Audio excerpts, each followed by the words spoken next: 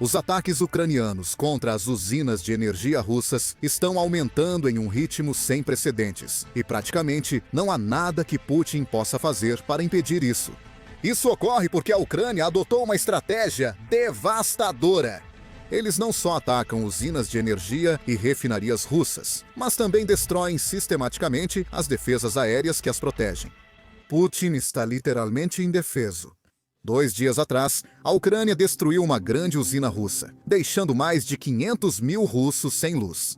Esse único ataque faz parte de uma escalada maciça, só na primeira metade de novembro. A Ucrânia já destruiu 10 usinas de energia russas e está desmontando a rede de lançadores de defesa aérea S-400 e radares da Rússia. Esses ataques são o cumprimento direto da promessa pública do presidente Zelensky. Se a Rússia atacar a infraestrutura de energia da Ucrânia, Moscou também sentirá a escuridão.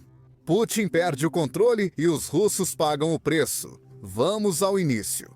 Há cerca de 2 meses, em 27 de setembro, o presidente Zelensky fez um alerta público a Vladimir Putin. Ouça o que ele disse. A Rússia precisa entender com o que lida. A Rússia entende que países civilizados se diferenciam dos selvagens por não iniciarem conflitos nem serem agressores.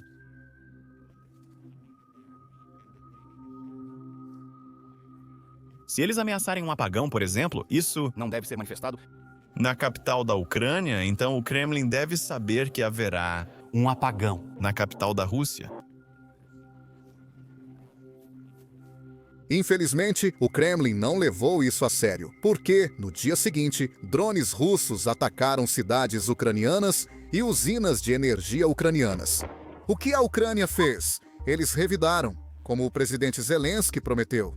A Ucrânia decidiu atacar uma estação de energia em Belgrado, mergulhando mais de 20 mil russos na escuridão enquanto o inverno se aproxima. Mas isso foi só o começo.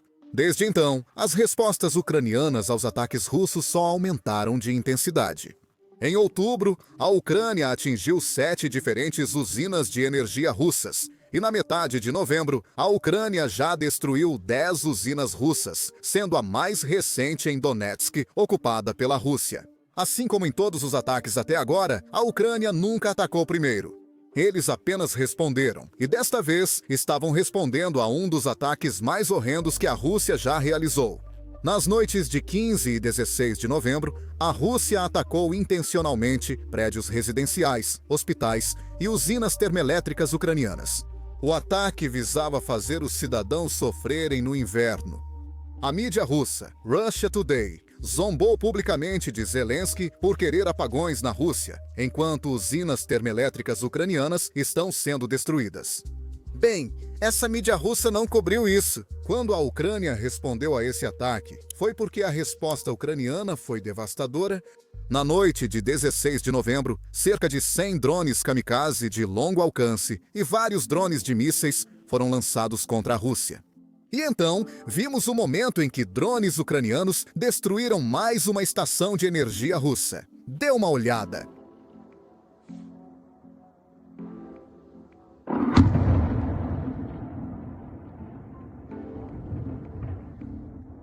Rápido! Depois disso, começaram a surgir problemas por toda Donetsk ocupada pelos russos. E então, em poucos minutos, toda Donetsk ocupada mergulhou na escuridão.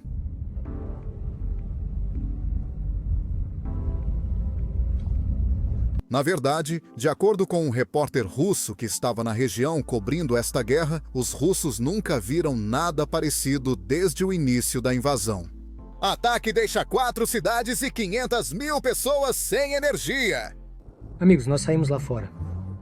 Amigos, bem, aqui estamos nós agora nas ruas de Donetsk. Esta é a primeira vez que isso acontece na minha prática desde 2022.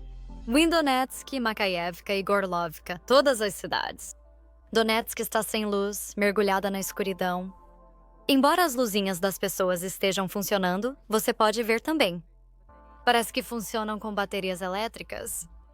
Há muitos carros circulando para essa hora da meia-noite. É domingo. Pátios. Alguém está na fila para pegar água, aliás, está enchendo com água técnica. Alguns prédios ainda têm luz, aparentemente geradores. Vamos lá ver o que tem lá. Na verdade, essa única imagem conta toda a história daquela cidade. Sem eletricidade até onde a vista alcança. De acordo com um morador, ele não conseguia ver eletricidade. Citando as palavras dele, por muitos quilômetros, a única luz que via era uma usina elétrica russa em chamas. 20 e 3:40. A cidade inteira está deserta.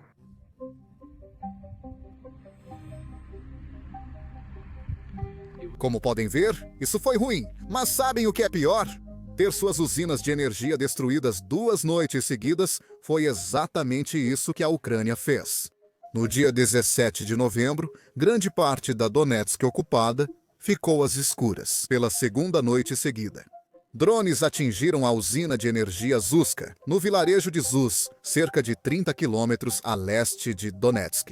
Luzes estavam apagadas em muitas cidades, até em acampamentos e vilarejos. Felizmente para todos nós, isso foi realmente registrado por uma câmera, e foi algo bem grande. Dá uma olhada.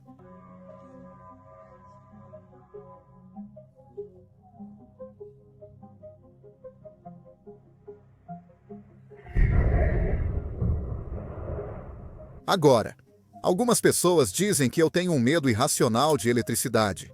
Mas, depois de ver aquela usina causando uma explosão tão grande, isso meio que confirma que meu medo é bem razoável. Voltando ao assunto, muitos devem estar se perguntando por que isso está acontecendo tanto. Afinal, segundo Putin, a Rússia é a 2ª força militar mais poderosa do mundo. Isso ocorre porque a Ucrânia está destruindo sistematicamente as defesas aéreas russas. Apenas 2 noites atrás, em 15 de novembro, a Ucrânia destruiu o que parece ser cerca de $500 milhão em defesas aéreas e radares russos. Destruíram 4 lançadores S-400, 2 radares de alerta e 2 de designação. Isso sem contar a instalação portuária temporariamente fora de operação em Novorossiysk e o depósito de munição. Isso está criando a grande nuvem de cogumelo na tela. Essa é a nova estratégia ucraniana. Eles pretendem atacar refinarias, subestações e eliminar as defesas aéreas russas. Porque isso vai aumentar a paranoia de Putin e os alvos russos vão ficar cada vez mais expostos. Em agosto, a Ucrânia destruiu cerca de 10 sistemas de defesa aérea e 9 radares, segundo vídeos confirmados. Os russos estão postando. Certamente há coisas que não sabemos. Em setembro, a Ucrânia não destruiu sistemas de defesa aérea, mas eliminou 5 radares. Em outubro, destruíram 3 sistemas de defesa aérea e 6 radares. Novembro ainda está na metade. A Ucrânia destruiu 6 sistemas de defesa aérea e 7 radares.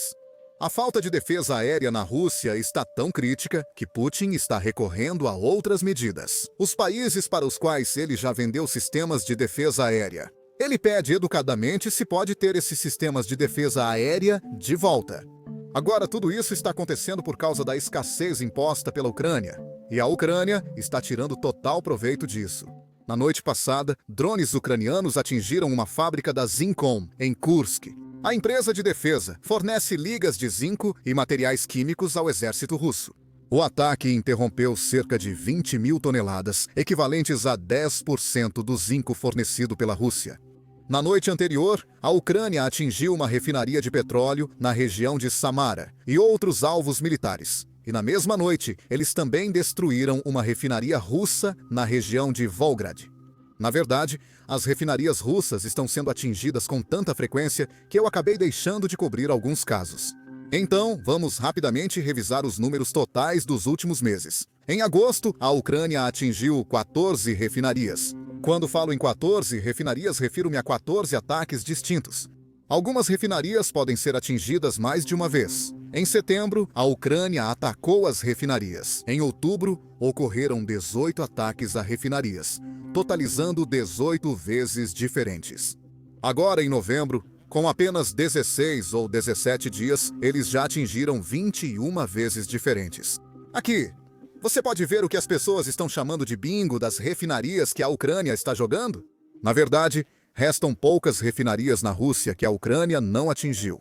E algumas nem são tão relevantes.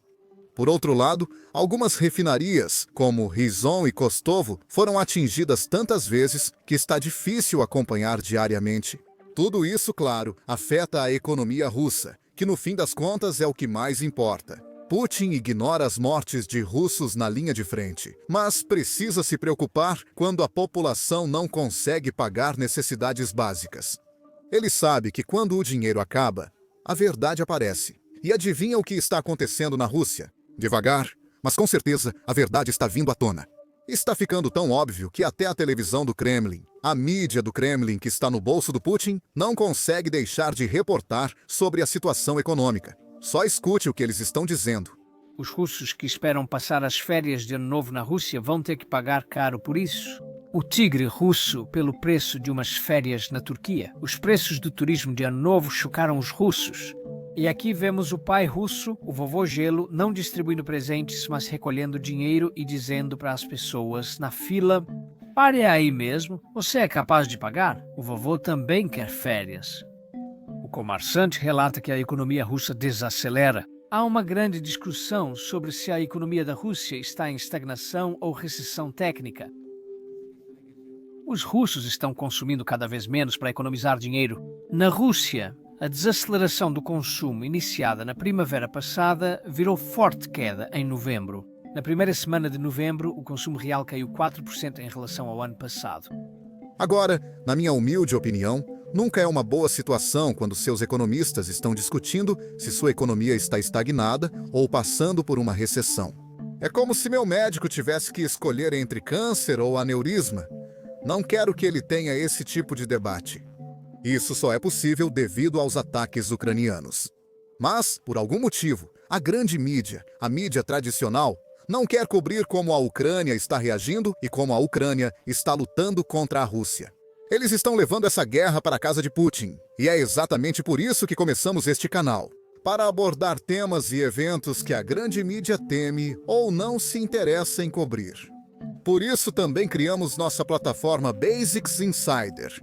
Nós a criamos para oferecer a você uma cobertura sem censura do que está acontecendo na Ucrânia e do que está acontecendo ao redor do mundo. Nós a construímos do zero, então não temos nenhuma restrição, não precisamos borrar nada e não precisamos censurar nada. Se você se interessa por esse conteúdo, acesse basicsinsider.com. Clique no link na descrição ou escaneie o QR Code na tela.